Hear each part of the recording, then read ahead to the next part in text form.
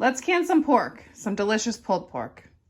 So first thing I have to do is wash my jars. I store them in the basement. These have all been used for canning before, so I have to get them nice and washed. I actually don't need to sterilize them because I'm using my pressure canner for 90 minutes and it's over the 20-minute mark where they're going to sterilize in there anyways because they cook at such a high temperature. So just nice and washed, soapy, hot water. I have them here drying. I grabbed my trusty basket, which is where I keep all of these things, and I've got everything prepped and ready, even some vinegar here in this little bowl. We're going to be using this rack because they are quart jars today. I've got my knives over here. I'm going to chop a bunch of meat, and we are going to be doing a raw pack of some cube chunks of meat, and we're doing quarts, so it's going to be a 90 minutes, 10 pounds of pressure for my altitude. I also prepped my canner. I got the water in there. I got the vent out of the bottom. That's something I always forget to do. I checked to make sure that you can see through this little vent hole here. Super important, and you should do this every time. That took a really long time. We got to get these jars cleaned.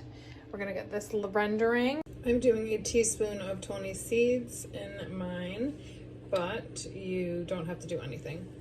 And over here, I've already got my vinegar all hooked up. You got to clean the tops of these. Next up is lids and rings that you're just going to want to do fingertip tight. All right, we got to get this to lock down correctly. So you got to do crosswise. And now we wait till this starts venting.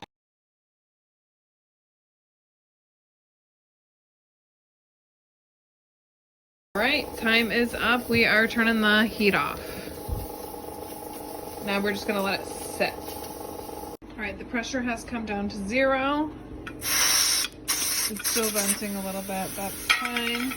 We're gonna set the timer for 5 minutes and then we're gonna open it. Next up, we're gonna crack it, opening it away from you because that steam can burn you. And we're actually just gonna leave it here for another 5 minutes. Next up is removing the lid. Next step is removing the lid, and look, it's still bubbling. These are going to be boiling on the counter for a while. But we're not going to take them out quite yet because they're still so hot. And that's it. I will see these again in 24 hours. All my seals took. Now I just got to get these jars washed and stored away.